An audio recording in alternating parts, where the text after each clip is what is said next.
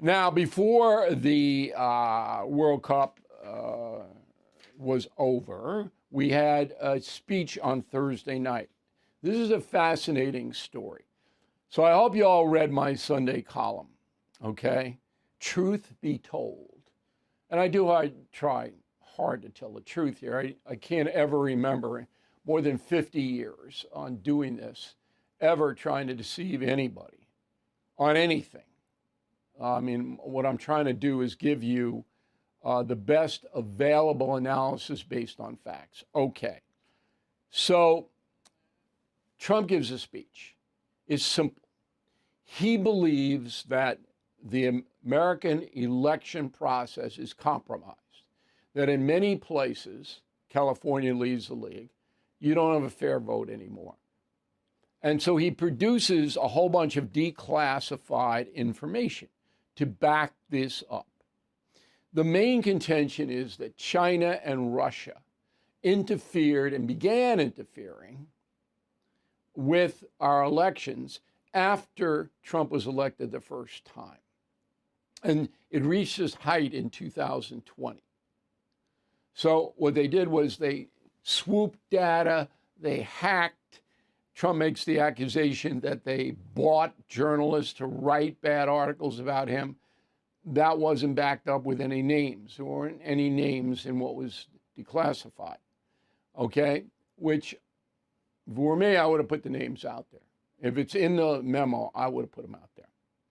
Okay, so I knew, you knew, anybody who's seeking information, who understands what's happening in this country, no matter what President Trump said, the Democrats and the anti-Trump press were not going to believe him. That's it. Okay? And that's exactly what happened. Exactly. So, declassified information that says China was intruding, that's a fact. That's in writing, it's in stone. Now, the press has changed it now to fraud accusations. There are some, primarily driven by President Trump, that there was fraud in Michigan and California and other selected places, Georgia, that manipulated the vote. But overall, the national intelligence people, the FBI, the NSA, the CIA, gave the president memos that said, China is hacking us, trying to get information rolls, and Russia's doing other things, the Hunter Biden situation, okay? All of that. So I'm reading it and I'm going, okay, all right, this is logical.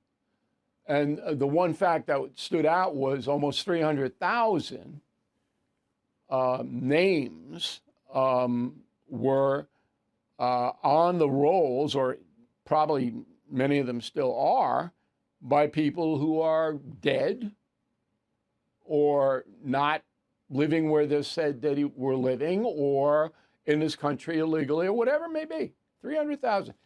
Okay. That's not going to overwhelm an election, but it's a lot. And apparently China got access to that, according to these memos. All right, you with me so far? So anybody watching, even if you don't like Trump, goes, oh, it's interesting. You know, we got two of our adversaries trying to interfere with our election. We should all band together and take that seriously. No way. Not going to happen. Cory Booker, a senator from New Jersey, he opens it up. Go. Donald Trump's speech was full of outright lies, dangerous disinformation, and yet again his attempts to undermine and subvert our democracy. Now he knows he's headed toward midterm losses, and his only hope is to undermine the validity and trust in our elections. Unfortunately, Booker says that Donald Trump's speech was, quote, full of outright lies. Like what? Like what? He doesn't say. Newsom in California. Go. Foreign interference in our elections, that's a real thing. Nothing about what you watched tonight, though, was real. It's make-believe. He wants to rig the election in 2026. What's make-believe? Now, he's a governor of a state, Newsom. He does not have access to U.S. intelligence. He's not a federal official. What was not real? What? Give me one. Nothing. Can't do it. And the press just sits there. So lets this stuff go. Third one, Mark Warner, senator from Virginia. He, along with Chris Murphy, senator from Connecticut, are the two biggest Trump haters in the Senate. Roll Warner. As an American, I'm embarrassed. I'm embarrassed that the President of the United States tried to speak to the whole nation with a whole series of falsehoods. Like what? Series of falsehoods. Like what? Okay, we called Warner's office. Couldn't get through. We're going to invite him on, do it live. I'm going to, the whole rest of the month, I'm going to invite him on every day. He'll never come on because all I got to do is say, all right, you told the nation that President Trump's speech was a, quote, whole series of falsehoods. Give me one. Do you think that man can do it? He can't. Yet the press, they don't care. Okay. Now, I'm going to harken back to Neville Roy Singham, a story that we broke in conjunction with others last January. Now, he is working for Beijing, and he has pumped $300 million into getting information and organizing anti-American demonstrations. This guy lives in Shanghai. His name again is Neville Roy Singham. It's a huge scandal. There is a federal grand jury seated now investigating all of this. So if you're doubting that China tried to interfere with our election, all you got to do is go over to Neville Roy Singham, $300 million at least, okay, trying to undermine our society. So you're telling me that China's not trying to mess around with our election? That just makes no sense whatsoever. None. Then you have stats. So Trump says China illegally acquired 220 million U.S. voter files. That means they know where you live, they know where I live, or whatever. 220 million. It's 350 million people in a country. But when you're born, you get a social security number. That's what China was after. Okay. So Trump says we have intel that says 220 million were compromised. You know what the answer to that is? Well, you can buy that information. You can go to North Dakota and get that information. I don't know whether you can or can't because each state is different. But if a foreign nation wants to get a voter profile on everybody in the country, there's a reason. Okay, this is just crazy. This is insane. And Trump also says this has been going on since mid-2018, second year of his first term. And it took the intel services a while to figure out what was going on.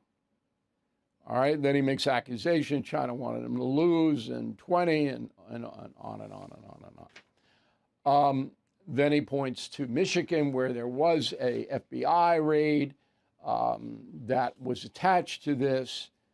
Then he points to the journalistic community, but this was kind of flimsy. I'd like more information. It says China paid journalists to write bad things about Trump.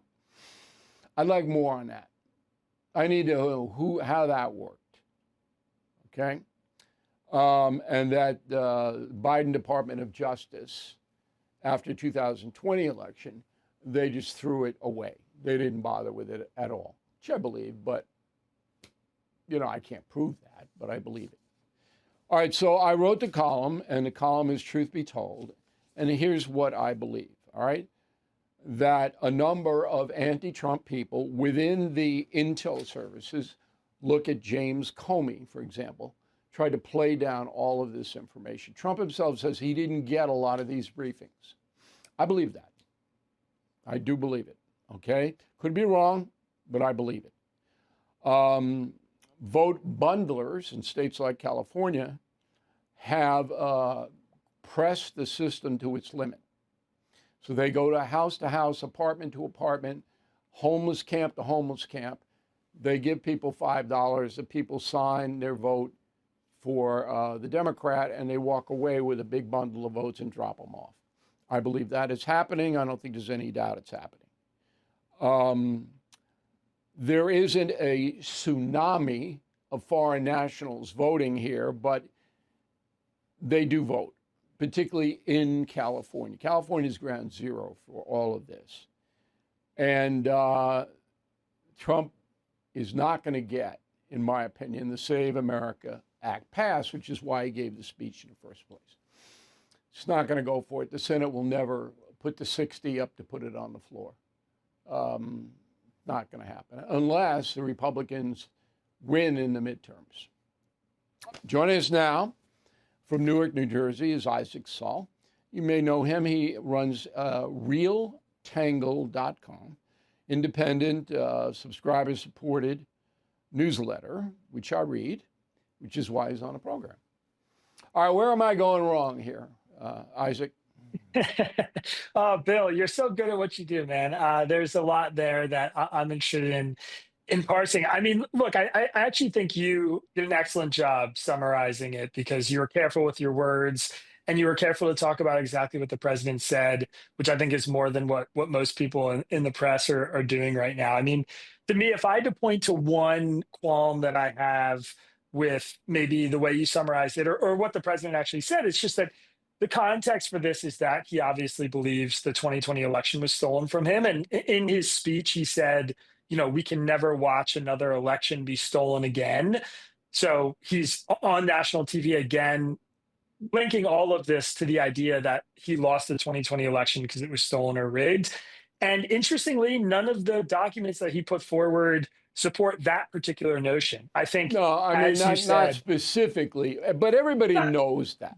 Everybody knows that Donald Trump believes he got jobbed in 2020 and that the election was rigged. So if you don't know it, then you're just not on the planet. Would you have, if you were running NBC and ABC, carried the speech? I absolutely would have carried it. I think when the president of the United States gives an address from behind the Oval Office lectern, everybody should tune in and listen. He's the president. And I think it's important to add context to the stuff that he said and claimed on national TV, which you can do after the speech is over. So I think it looks bad for those networks not to carry it. Okay. But I think what you said, just to put a fine point on, I think what you said is true. And what the president said is true, that we can improve our election systems. They are vulnerable and there are bad actors out there who want to interfere in our elections and do serious damage. I don't think they have done that damage, but I think they definitely want to, and they have the capability to, which is an important thing that we should all be worried about. Okay, that's a reasonable statement. There isn't any overwhelming evidence that shows the state of Georgia, for example, or any other state that the president points to, would have turned out differently. They should investigate it. The next question is, the people that I ran, Cory Booker, Warner, Newsom, they're not going to believe anything that Trump says for political reasons. So they're not serving their people. They're just rejecting it across the board. Or am I wrong?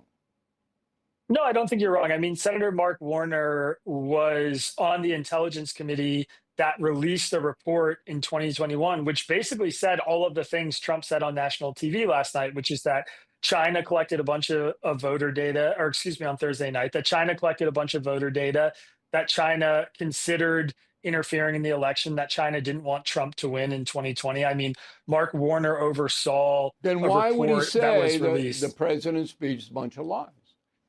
Because I think the thing that Democrats want to attack is the idea that the 2020 election was stolen or that the 2026 and 2028 elections aren't secure. I think he wants people to have faith in and believe in the elections is my most charitable read on that. But also, I think Trump sort of he himself blurs the lines. Again, he said in the speech that a previous election was stolen. All the things he said, not on national TV, and has been saying for 6 years about 2020, are the context for this. So, if you're a Democrat and you want American voters to show up and believe their vote is being cast and counted fairly, then you don't want them to buy what Trump is selling in this Thursday night address. So I understand that. I mean, I think the important thing for people to understand is the president and the intelligence community did not present any evidence that any vote in an American election was altered, changed, corrupted by a foreign power. What Well, they presented on Thursday night was that that could happen in the future if we don't make changes now. well, And I think no, that no, it was distinction is more important. than that. There was an attempt to make it happen, and Well, the no, other they thing said they said was, well, it was an the attempt by documents said China, an attempt by Russia on a different track, okay, to get involved with our election. That's why I brought up Singham. Okay, there's an attempt. yeah. They want to manipulate our system to get the result they want in Beijing or Moscow. And I think Trump made a good point in getting that out there and saying, hey, this is reality, so we have to pass the Save America Act, because that was the driver for the speech, which infuriates the Democrats because they don't want anything to do with the Save America Act. They don't care whether people have phony IDs or shouldn't be voting because they weren't born in this country. They don't care about that, in my opinion. I think the distinction that I would make is much like we heard all this about Russia meddling in the election in 2016, and then what we ended up, the evidence we ended up were presented was that Russia was creating fake Facebook groups and trying to get people, sway public opinion against Trump. What China did in 2020 and what the intelligence community said they did was they tried to sway public opinion against Trump. In the documents the president released that he declassified, which I downloaded and read immediately because I think they're really important, the intelligence community assessment actually says that China made the calculation interfering in the election in 2020 was not worth the risk. They didn't want Trump to win, but they were scared about getting caught by actually trying to, hack a particular voting system or corrupt some kind of vote. So instead, they took the route that Russia did in 2016, which was they tried to sway public opinion against the president. And Right, those two things are different. By bribing journalists. I'd love to know who those journalists are. I know, Okay. and you made a great point. We should get some names there. The thing that the report said was that China was flying journalists into China and giving them these like all expenses paid vacations, basically, and high speaking fees to come visit, hoping to coax them into this sort of Yeah, I'd pro-China. love to know who those people were. Me too. Yeah. I wish they revealed the names. I'm upset they didn't. Okay. So what we have now, though, and the most important thing as the midterms approach, is that there is a big segment of the American electorate who don't care about really what's happening. They either love Trump or they hate Trump. In the middle, they don't want to hear about it. I love him or I hate him. I don't know if that's healthy for the country.